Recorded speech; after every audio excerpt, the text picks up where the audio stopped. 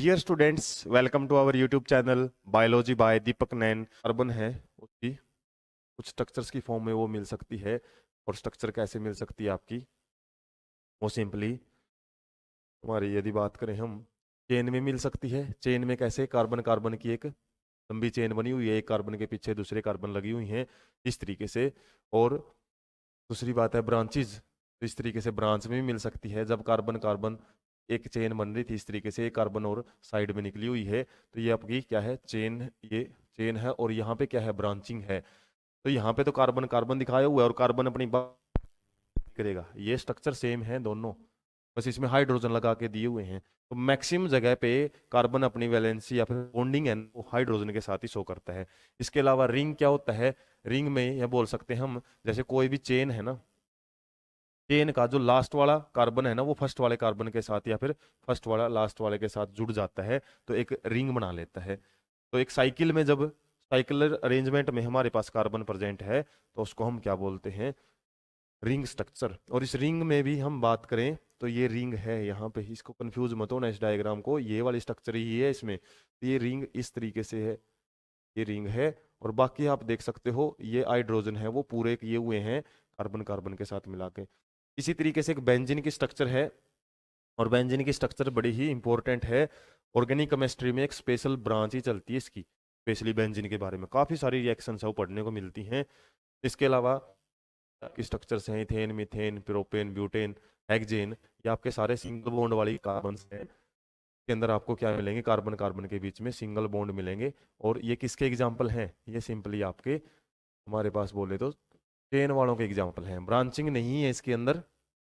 Carbon carbon क्या है, वो हमारी इसमें है, एक चेन में ही है। जैसे इस कार्बन इसमें दो कार्बन कार्बन है चेन में, इसमें सिंगल कार्बन ही है। बाकी सारी वैलेंसी है जो हाइड्रोजन से पूरी कर लेता है कौन, हमारा कार्बन एटम। इस तरीके से मीथेन किसके लिए वर्ड यूज होता है, सिंगल कार्बन दो कार्बन के लिए,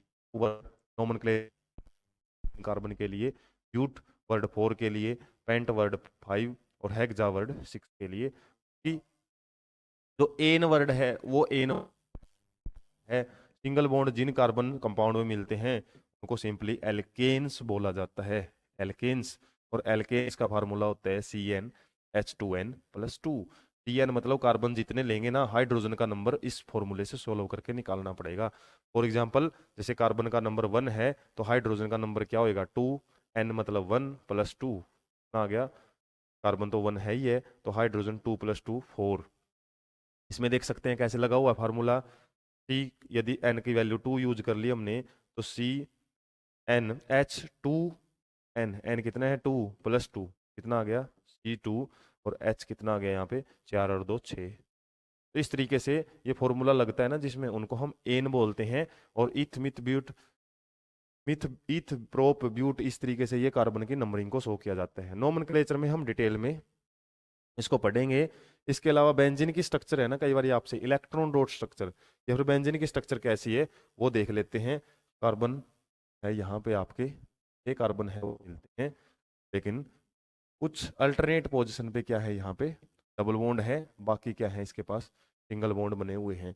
और बाकी क्या है, कार्बन है जैसे इसको देख सकते हैं हम, क्या है इसके 3 बॉन्ड पूरे हो चुके हैं, एक हाइड्रोजन की जरूरत बॉन्ड पूरा करने के लिए है वो 3 3 बॉन्ड है वो अपने बना चुका है, बस एक एक हाइड्रोजन की जरूरत है। तो यहाँ पे हम देख सकते हैं 6 कार्बन है और 6 ही हाइड्रोजन है।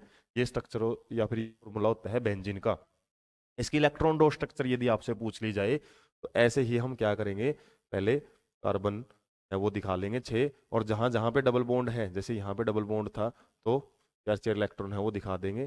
जैसे एक छोड़ के एक पोजीशन पे है, अल्टरनेट पोजीशन पे, तो इस तरीके से 4 4 इलेक्ट्रॉन हमने दिखा दिए।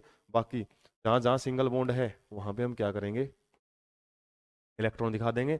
हर एक कार्बन के साथ एक हाइड्रोजन जुड़ा हुआ है वो भी हम यहाँ पे दिखा देते हैं। तो इलेक्ट्रॉन डॉट स्ट्रक्चर तो आप किसी की भी प्रैक्टिस कर सकते हो, जहां पे आपको 2 डैश मिलती है वहां पे 4 इलेक्ट्रॉन दिखा दो, जहां पे सिंगल डैश मिलती है वहां पे 2 इलेक्ट्रॉन दिखा सकते हो। अब हम क्या करेंगे, कार्बन का ऑक्टेट पूरा कर देंगे। और ऑक्टेट कैसे पूरा होएगा वो हम देख सकते हैं यहाँ से तरीके से। हमारा जो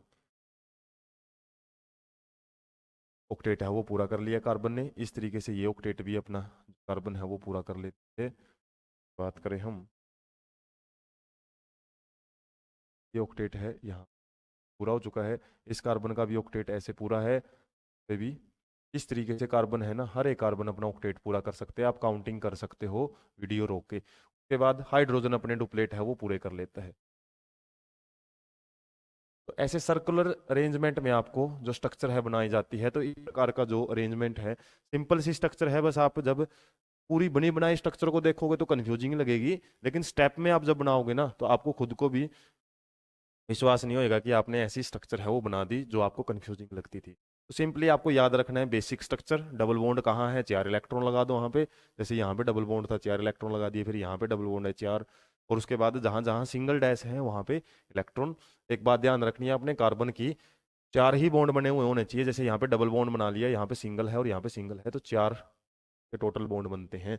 4 में से चाहिए चारों के 4 सिंगल बनाए, चाहिए एक डबल बॉन्ड बनाए और 2 सिंगल बॉन्ड बनाए, या फिर दोनों के दोनों ये डबल बॉन्ड भी बना सकती है। तो इस तरीके से कार्बन की हमने कुछ बेसिक सी बातें याद रखनी है जो आपको आगे मॉलिक्यूल्स को बनाने में काम आएगी।